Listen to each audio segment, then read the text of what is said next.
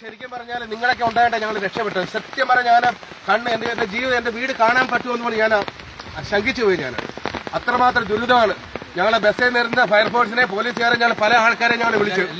എല്ലാവരും ഞങ്ങൾ വിളിച്ചു. അവർ വരുന്നു എന്നല്ലാതെ അവരെ ഒരു ആൻസർ ഒരു റിപ്ലൈ അവർക്ക് ഉണ്ടായിട്ടില്ല.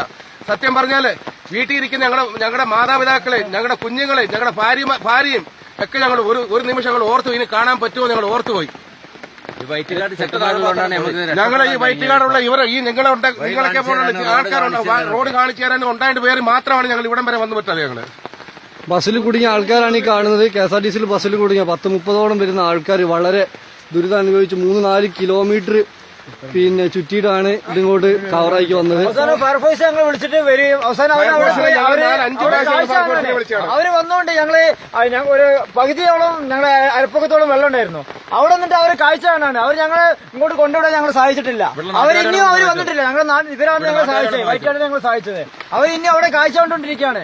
എത്ര ബുദ്ധിമുട്ട് 1.5 മണിക്കൂറോളം ഞങ്ങൾ ബസ് അവിടെ കുടുങ്ങിയിട്ടും ഇത്രയും ബുദ്ധിമുട്ട് ഭക്ഷണം പോലും കഴിച്ചില്ല. രാവിലെ മുതൽ ബസ്സിൽ കയറിയാണ്. മൈസൂരിൽ നിന്നൊക്കെ വരുന്ന ആളാണ് ഞങ്ങള്. അപ്പൊ ഒന്ന് സഹായിക്കാൻ പോലും ഇവിടെ ആരും ഉണ്ടായിട്ടില്ല. ഫയർഫോഴ്സുകാര് ഇവർ ഈ സമയത്തല്ല, ഇവർക്ക് എപ്പോഴാണ് ഡ്യൂട്ടി. ഈ ഒരു അവസ്ഥയിലാണ് ഞങ്ങൾ സഹായിക്കാൻ ഇവർക്ക് കഴിയില്ല. അവിടെ ഇരിക്കുകയാണ് അവർ. ഒരു കയറോ അല്ലെ വേറെന്തോ എന്തേലും ഒരു ട്യൂബ് പോലും കൊണ്ടുവന്നിട്ട് ഞങ്ങൾ സഹായിക്കാൻ അവർ വന്ന് കാഴ്ചക്കാരെ പോലെ അവർ ഓഫീസിൽ നിന്ന് വന്നുകൊണ്ട് ആ മൂലയിൽ ഇരിക്കുകയാണ്, ക്ഷേത്രത്തിന്റെ സൈഡില്. ഇതാണ് ഡ്യൂട്ടിക്കാർ. ഇവരാണ് ശമ്പളം മേടിക്കുന്നത്. KSRTC കണ്ടക്ടർ അനുഭവമാണ് പറയുന്നത്. ഡ്രൈവർ 3 നമ്പറിൽ നിന്ന് ഞാൻ വിളിച്ചു. അന്നേരം ഇവര് വിളിക്കുന്ന നമ്പറില്ല, മറ്റവരെ വിളിക്കുന്ന പറഞ്ഞു. അപ്പൊ വണ്ടിയുടെ അടിയിൽ മൊത്തം വെള്ളം കയറി. ഇതാണ് ഇവിടുത്തെ അവസ്ഥ. 2 കിലോമീറ്ററോളം ചുറ്റിട്ടാണ് ആൾക്കാർ വന്നത്. വലിയൊരു ദയനീയാവസ്ഥ തന്നെയാണ് ഇത്. ജീവിതത്തിൽ ആദ്യമായിട്ട് ഒരു വലിയൊരു ദയനീയാവസ്ഥയാണ് ഈ സംഭവിച്ചത്. നമ്മൾ രക്ഷപ്പെടാൻ വേണ്ടി വണ്ടി എടുത്തു. തീർച്ചയായിട്ടും അതെ, ഞങ്ങൾ ഇത്ര അനുഭവിച്ചു. ഇനിയുള്ള യാത്രക്കാർ എത്ര ഇവിടെ കുടുങ്ങി കിടക്കണ്ടേ? അവരെ പോലും പോയി നോക്കാതെ ആരും ഇല്ല ഇവിടെ. ഞങ്ങൾ ഈ അവസ്ഥ ഇനി വേറൊരാൾക്ക് വരാൻ പാടില്ല. വളരെ സന്തോഷമുണ്ട്. വളരെ എല്ലാവർക്കും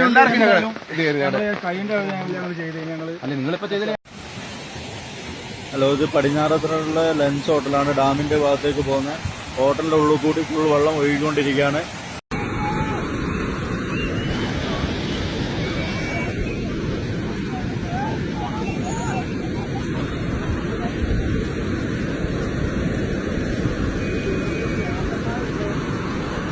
ഞങ്ങൾ ഈ പ്രദേശത്തുണ്ടാകുന്ന ആളുകളെല്ലാം ഒറ്റപ്പെട്ടിരിക്കുന്ന സാഹചര്യമുള്ളത്. എത്രയും പെട്ടെന്ന് തന്നെ വേണ്ട നടപടി സ്വീകരിക്കാൻ എല്ലാ ഡിപ്പാർട്ട്മെന്റും അറിയിച്ചെങ്കിലും ഇങ്ങോട്ട് എത്തിപ്പെടാനുള്ള പ്രയാസം അവർക്കുണ്ട്. റോഡുകളെല്ലാം ബ്ലോക്കാണ്.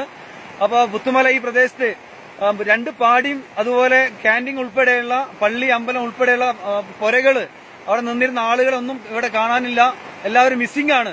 അപ്പൊ അതിന് വേണ്ട സഹായം ചെയ്യാൻ വേണ്ടിയുള്ള ഇടപെടൽ ഉണ്ടാവണം. ഓക്കെ. കൂടുതൽ വാർത്തകൾക്കും വിശേഷങ്ങൾക്കുമായി ഞങ്ങളുടെ ചാനൽ സബ്സ്ക്രൈബ് ചെയ്ത് ബെൽ ബട്ടൺ അമർത്തുക.